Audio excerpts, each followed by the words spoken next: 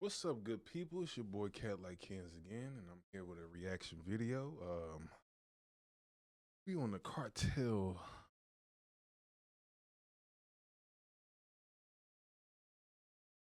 Add that up. 3 hours later. What's up, people? It's your boy Catlikekenz again. God dang. We're starting off with another reaction video. I ain't did one in so long. Yeah, I ain't did one in so long. This one is a little bit different. This involves cartel. What happens when you cross the cartel? Kind of piqued my interest. So, what to do? Let's get into it. In future reference,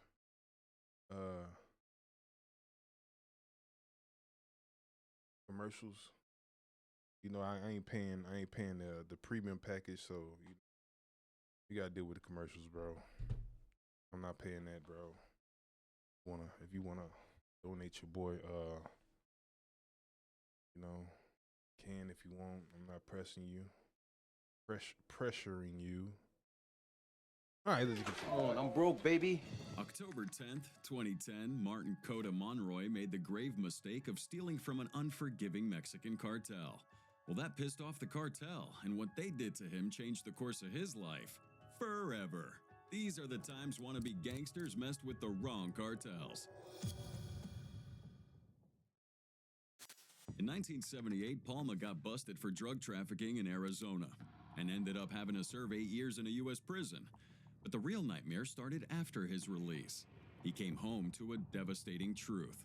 His wife, Guadalupe Lea Serrano, had run off with a man named Rafael Clavel Moreno, taking their 2 children with her.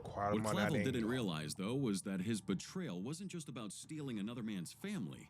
His greed and cruelty had set him on this path with only one possible ending: his own brutal demise. Rafael Clavel Moreno's story is brutal and wild, and it definitely clears up some myths around his betrayal and downfall. Instead of being some cartel sicario or loyal enforcer, Clavel was a greedy lowlife who got too close to power and money, thinking he could pull off a heist at the expense of a major cartel figure. He played his cards wrong, seduced the wrong woman, stole from the wrong man, and he thought he could disappear after committing one of the most vicious betrayals in cartel history? Yeah, Palma wasn't a random gangster. He was a... That man took that man's whole family? He took his whole family, or it was just the broad. one down. Moreno thought he was playing the long game here, but in reality, he was just another opportunist who bit off more than he could chew. A Venezuelan trafficker with a knack for manipulation, he wasn't a big-time cartel boss or a feared enforcer. He was a smooth-talking snake who got in over his head. His biggest claim to fame? Pulling off one of the most brutal betrayals in cartel history. In the late 1980s, Clavel managed to get close to Hector El Guero Palma, a high-ranking member of the Sinaloa cartel. He wouldn't do this through power or even muscle. He did it by playing dirty. Clavel seduced Palma's wife, Guadalupe Lea Serrano, convincing her to steal $7 million from her husband's accounts. That alone was pretty bold. But then Clavel wasn't content with just money. He would take it to a level so twisted that even seasoned cartel members were disgusted. After stealing the cash, Clavel murdered Guadalupe, strangling her in a hotel room in San Francisco.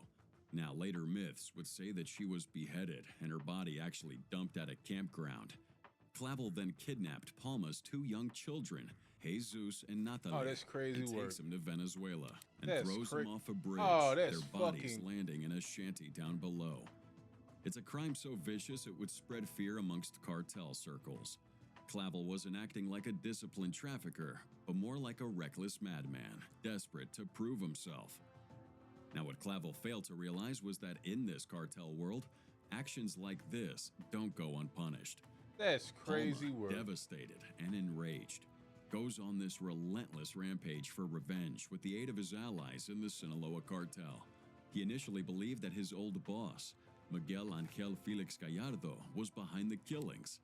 This would lead to a brutal war between Palma and Gallardo's factions, with numerous executions on both sides. However, when Palma learned the truth that Clavel had acted out of sheer greed, well, he made it his mission to hunt them down. Clavel's downfall came swiftly. Palma's men tracked him to Venezuela, where they systematically eliminated anybody associated with him. Friends, family, even his landlord. But the real payback would come when Clavel was cleverly captured and thrown into a Caracas prison. Under Palma's orders, Clavel was brutally raped, stabbed, and ultimately castrated before being left to die in deep agony. His body was discarded like trash, a message to anyone who thought they could cross the wrong cartel and survive. Clavel thought he was making a power move. In reality, he was just a pawn, in a world where real gangsters and cartel bosses don't give a shit. His story isn't one of dominance and strategy. It's of arrogance, betrayal, and ultimately a short-lived existence in a game he was never truly built to survive. Not for real, for real. Stealing from a cartel's pretty stupid, and then lying to them about it is simply worse. But that's the case of Martín Alejandro Cota Monroy, while dealing with one of Mexico's most dangerous cartels in a bid to be smart. But little did he know that this move would later alter the course of his life for the worse. It all started with a bad decision. Cota Monroy wasn't some high-level cartel boss. He was like a small-time player in a vast world of drug trafficking. And he would make a deadly mistake here. He stole from the wrong set of people. Reports said that he took a massive drug shipment, about 400 pounds of marijuana and some meth, from a cartel linked to the trafficking group known as PEI Estatales, which had ties to the powerful Sinaloa cartel. But here's where it gets interesting, because instead of taking responsibility for the theft, he lied to his bosses and claimed that the Border Patrol had seized the drugs. If there's one thing you should never do, it's lie to a cartel. You're gonna die either way, just make it less brutal. These organizations run on fear, loyalty, and some crazy enforcement. Cota Monroy thought he could outsmart them all. Maybe he believed since he was in the US he was kind of safe, but he was wrong. Realizing the cartel would eventually learn the truth, Cota Monroy fled to Chandler, Arizona, hoping that being on... Let me get this out the way, bro. If you join any fucking cartel or in a drug game, bro, don't be an asshole, bro. Don't you know? Not saying from experience, but you know these people are crazy. First off, bro, these people are vicious, bro, and it's a vicious ass game. So if you got it in your mind to cross these people, bro, have it also in your mind that the fucking use your brain, Kens. The fucking percent. I gotta fuck.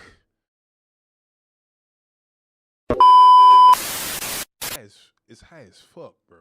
The risk of you dying, you know what I'm saying, fucking with these people, is high as fuck. So if you gonna do some shit, make sure you got it planned out strategically, bro. Like from A to fucking Z, bro. You know, if that's what you want. All right, let's continue. U.S. soil would shield him from some form of retaliation. Now, for a while, it seemed like he'd gotten away with it. He was laying low, trying to blend in, pretending that this nightmare he'd created for himself. Not saying to do the shit, but if you're gonna do something, but the cartel isn't known for forgiving not saying or do forgetting. And not long after his escape, Sicarios would track him down. Hypothetically. Now, these guys had a mission to send a message. Now, they wouldn't want him just dead. They had to make an example out of him. So on October 10th, 2010, Cota Monroy was at this apartment complex in Chandler, Arizona, when these Sicarios moved in. Disguised as friends, people he knew and possibly even trusted. I was 20 years old. This guy had no idea it was going to be his last night alive. What happens next is something out of your best cartel execution video. They beat him, a sight so bad that even cops used to seeing the worst of humanity were just left in shock. You see, beheadings aren't just about revenge. These guys are making a statement. Cartels kill, yeah, but they send messages through them. A gunshot would have been way too quiet. A stabbing, too subtle. But a beheading, now people are paying attention. The killing immediately sent shockwaves throughout law enforcement. Police and federales scrambled to understand what the hell happened. Was cartel violence creeping across the border? Was this the start of a new wave of executions on U.S. soil? As investigations unfolded, it became clear that this wasn't just a random killing. It was a full-fledged cartel hit. Authorities arrested several suspects, all of them linked to drug trafficking. One of them, Cristantos Moroyoki Yosupicio, was later sentenced to 14 years in prison for his role in this brutal murder. But despite the arrest, the killings left cops rattled. If cartels could track, capture, and decapitate anybody they want in the U.S., well, what the hell does that mean for the future? Are there going to be more cartel-style executions? Well, the feds and other agencies took notice, and now they're increasing their focus on cartel activity in the southwestern U.S. Cota Monroy's murder became a stark reminder of just how far-reaching the cartel's power and brutality could be. He had thought he was safe. He thought he could cheat the cartel and disappear into the U.S., but the cartels don't let that crap slide. They always collect their debts. Oh man, in August 2023, authorities made a chilling discovery. 13 bodies stuffed in freezers aboard trucks in a notoriously violent Mexican state. Alongside them's a message claiming responsibility from 4 letters, the CJNG. Now that's a sight that could traumatize a man for life. So what exactly led to this gruesome scene? Well, for context, Poza Rica is a city known for its oil wealth, and now it's become one of the most dangerous battlegrounds. The streets are soaked in blood, with gangs fighting to keep control, as the CJNG or Jalisco New Generation Cartel pushes forward with their signature brutality. This ain't just a turf war, people. We have a clash between an internationally feared cartel and local criminal networks who just refuse to go down without a fight. But as the bodies are piling up, it's clear that the CJNG has the upper hand, leaving Poza Rica in a state of terror. Nemesio Elemencho Oseguera, leader of the CJNG, has a reputation for taking over territories with sheer force. He doesn't like to negotiate, he just eliminates. Poza Rica, located in Veracruz, was never going to be an exception. But unlike other regions where CJNG has swiftly taken control, this city kind of put up a fight. You see, here you have local gangs with many roots to the once mighty Los Zetas, and they'd been operating here for years. These guys know the streets, had their own networks, and had become deeply embedded in the city structure. They weren't willing to hand it over without a war. And at the center of this battle would be a faction called Los Tercios, made up of former Zetas, defectors from CJNG, and remnants from Grupo Sombra. Now, they weren't the biggest force in Mexico, but they knew Poza Rica inside and out, using it to their advantage. They'd had support from corrupt officers, local politicians, and other criminal cells. But even with all their knowledge and connections, now they're up against a machine far bigger than themselves. Enter the CJNG, a highly organized and well-funded cartel. And they're not about to let this resistance slow them down. They moved into Poza Rica with their usual tactics, public executions, ambushes, and targeted police assassinations. They quickly turned the city into a war zone, mutilated bodies scattered everywhere as warnings to those who dare to oppose them. Police are caught in the middle of this, some trying to keep order while others just quietly stay to the side, maybe join the cartels, either out of fear or greed. Those who refuse to cooperate with the CJNG will often end up in another gruesome statistic. Now, one of the key players in this battle would be El Coco, a feared CJNG enforcer. Rumors said that he had defected to Los Tercios, but that turned out to be false. El Coco had deep roots in the criminal world, once operating under a Zetas commander, Ciro El Puccini Gonzalez Perez. And after El Puccini was taken out, El Coco aligned himself with the CJNG, making him one of their most trusted men in Poza Rica. His role in this conflict was brutal, coordinating assassinations, leading attacks, and making sure the CJNG's grip on the city tightened with each passing day. Los Tercios and other local gangs weren't going to go down without a fight, though. They go ahead and launch attacks on CJNG convoys, carry out their own ambushes, and even went after police officers who they believed was working with their enemies. Now, the violence escalates to a point where Poza Rica's police force could barely function. You know, I be wondering, like, do they like they just like just so happen like, all right, man, I think, you know what I'm saying? I think this dude is fucking crossing us. I think he's crossing us. We need to get him out. They make like they make mistakes. You know what I'm saying? I be wondering like, do they make mistakes? Like when are we doing like, you know, or they just say, man, just in case if if he ain't crosses, fuck, we just gonna do it just in case. Like with these cartel gangs, like when they think somebody crossed them, you know, like and they you know what I'm saying, like they go, you know what I'm saying, they execute it, you know, and they like, all right, it's him. No ifs, ands, or buts. We gonna get him. We gonna get them. And they just stick with it. And they find out later, like, oh shit, he ain't really do that. I wonder what they think when they make a mistake like that, or they just think they don't think nothing of it at all. They just say, oh well.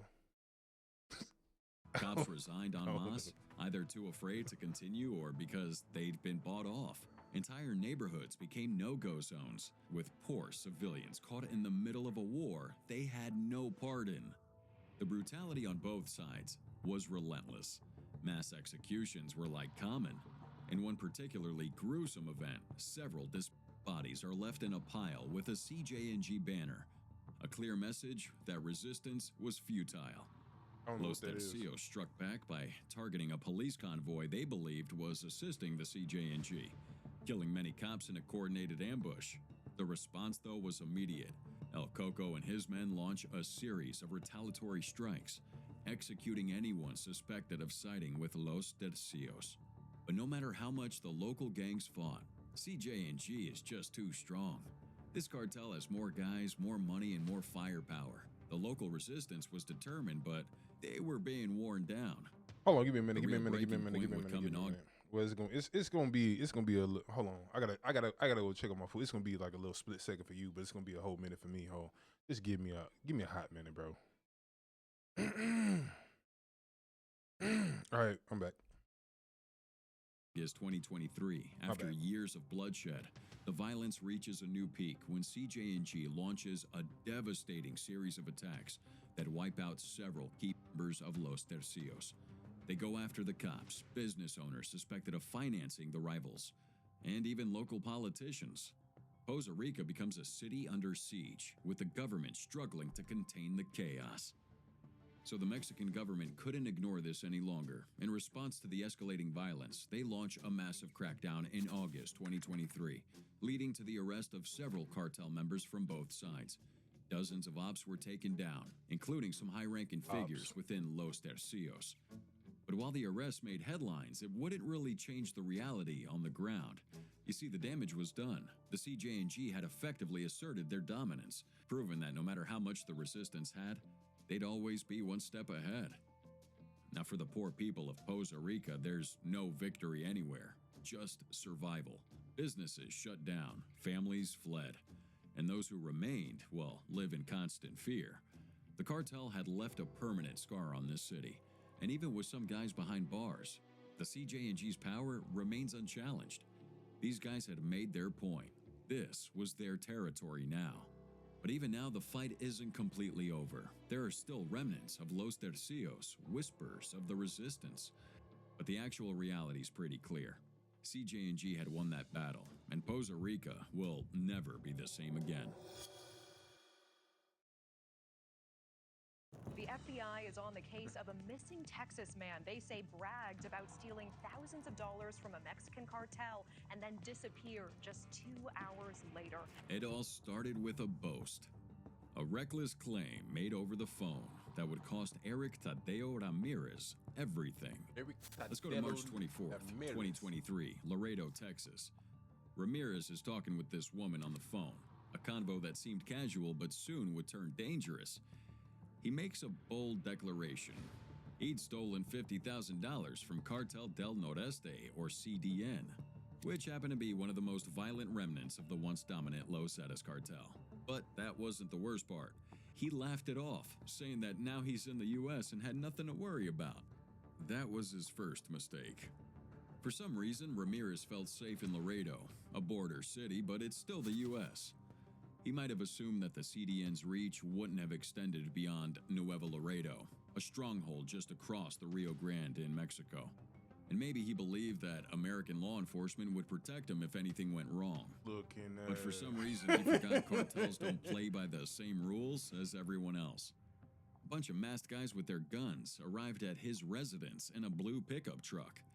They wouldn't knock. They forced their way in, grabbed him, and dragged him out of his home.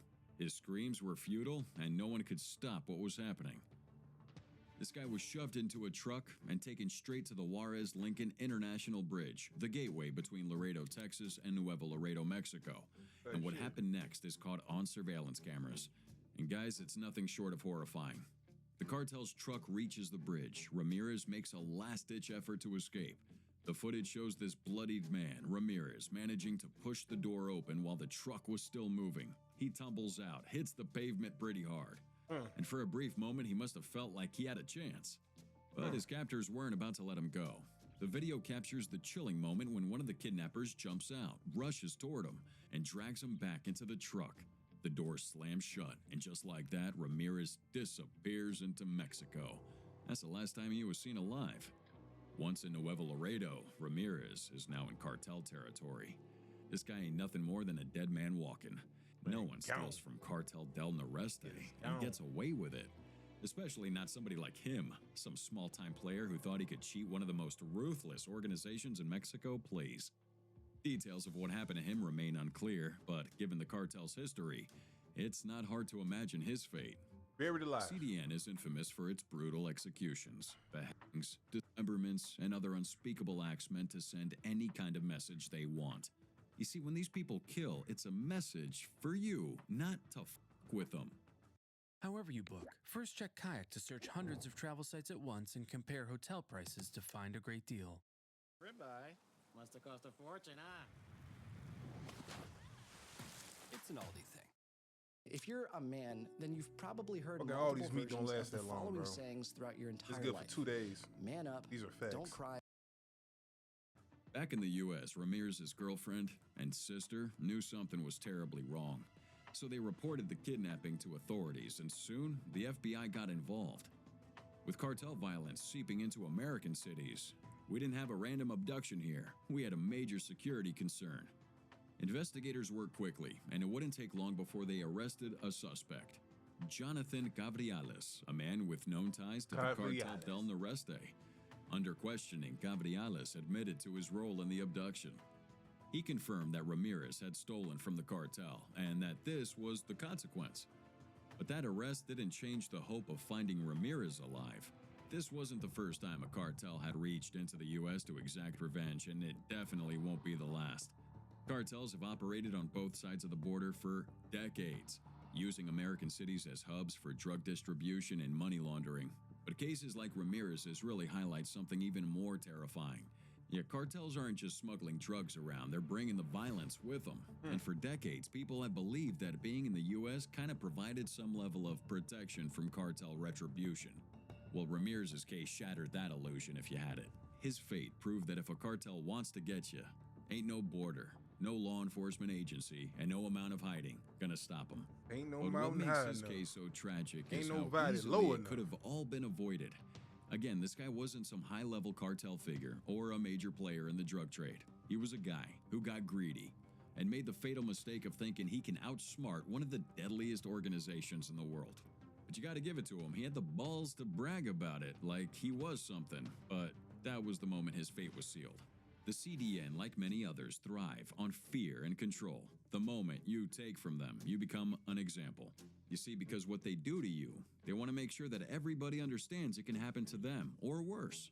And that's why Ramirez's story spread so quickly. Despite the FBI's involvement and the arrest of Gabriales, many questions remain unanswered. Was Ramirez tortured before he was killed? Was his body ever recovered? Did others play a role in his abduction? Most likely, we'll It's like this, bro. It's always gonna be bloodshed in a dope game, bro. Maybe you'll have a year or so with somebody, you know what I'm saying? You're like, oh, I ain't finna fuck with them, but later down the line, bro, in these gangs, it's always gonna be that one person that gets greeted, that had that thought in their head, like, man, I can get away with this.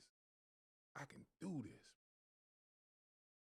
You know, it's always that, bro. So yeah, I'm just saying. Never get these answers. But when someone gets into the cartel's clutches, the outcome is always almost the same. They vanish. Yeah. You might find their bodies dumped in mass graves or dissolved in acid, so maybe just the bones, or just left hanging from bridges as a warning to others. Eric Tadeo Ramirez thought he could cheat the cartel and walk away. For some reason, he thought the U.S. was going to protect him. He thought he could brag about stealing from one of the most violent criminal groups in Mexico without consequences. Well, he soon learned that when you mess with the wrong cartel, there's no escape. Not even a border is going to save you. Anonymous. Back in the day, in the world of cyber warfare, Anonymous was a force to be reckoned with. A shadowy, decentralized group of hackers that took on governments, corporations, and anybody they deemed corrupt. They thrived on chaos, using digital warfare to expose secrets, disrupt systems, and make powerful enemies sweat. But in 2011, they made a mistake that they even had to back away from. They threatened Los Zetas, one of the most violent drug cartels at the time. And if there's one thing you don't do, it's pick a fight with a cartel that don't play by the rules. For context, Anonymous wasn't a traditional organization here. They had no central leadership, no HQ, and no official members. Just a loose collective of skilled hackers who operated under a common ideology: expose corruption, defend internet freedom. One day, they'd be attacking a multinational corporation. The next, they're leaking classified government documents. It was awesome. They had no physical presence, only a digital footprint. And that's what made them so powerful. Los Zetas, on the other hand, were the complete opposite. They weren't shadowy, hiding behind a computer screen. They were mercenaries turned drug lords, a cartel built on discipline, military tactics, and sheer brutality. Now, they formed back in the 90s by former Mexican Special Forces soldiers. They took the ruthlessness of the drug trade to another level, with beheadings, mass executions, public assassinations, you name it. Let's say if the Sinaloa cartel is known for making deals, Los Zetas were known for making examples. The conflict between these two worlds started with #OpCartel, an anonymous-led operation that declared war on Los Zetas. Now, the reason? A fellow anonymous member had reportedly been kidnapped by the cartel in Veracruz during a protest. Anonymous issued an ultimatum. Release our guy or we'll expose every corrupt official, police officer, and businessman working with Los Zetas. Now, to Anonymous, this was just another operation. They leaked classified files before, taken down government websites, and even embarrassed corporations. This was business as usual for them.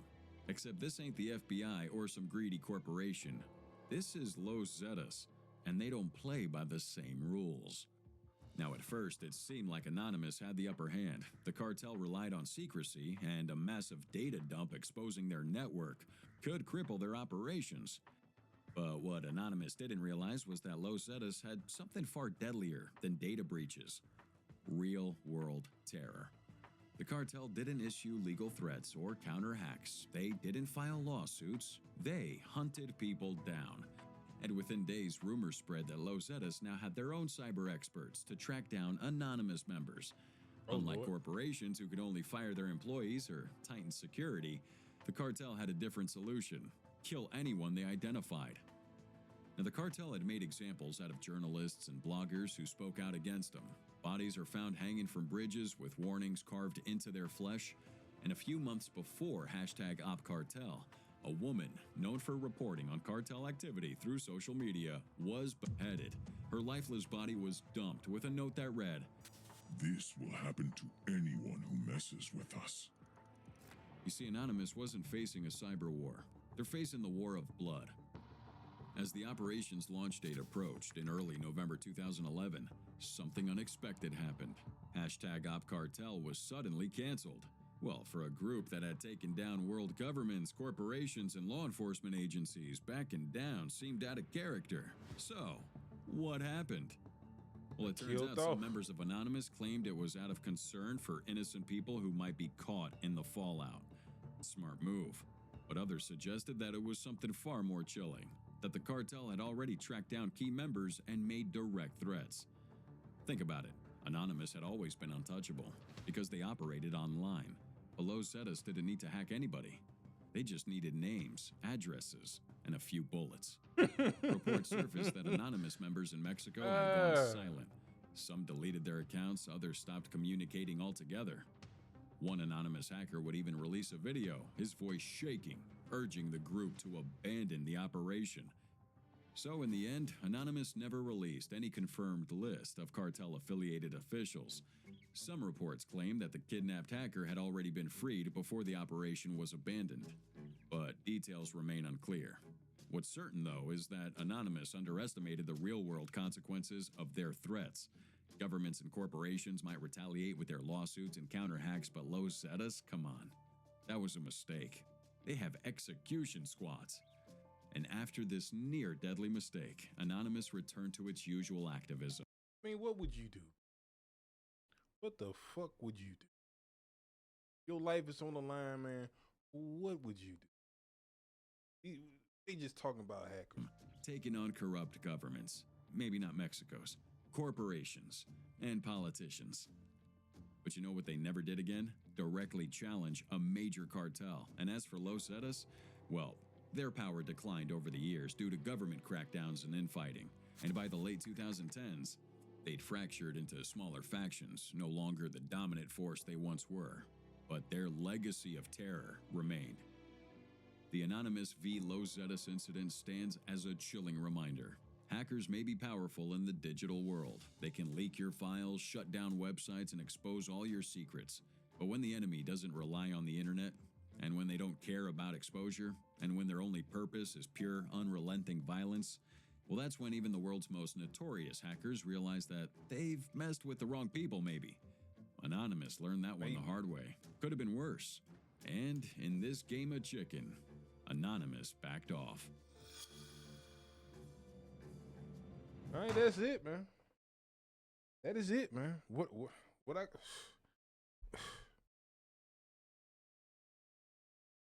what I got from that is if you're not about I was gonna say if you're not about that life, don't step into that. And that's facts. But if you're about that life and if you cross the cartel, man, that ass is trash.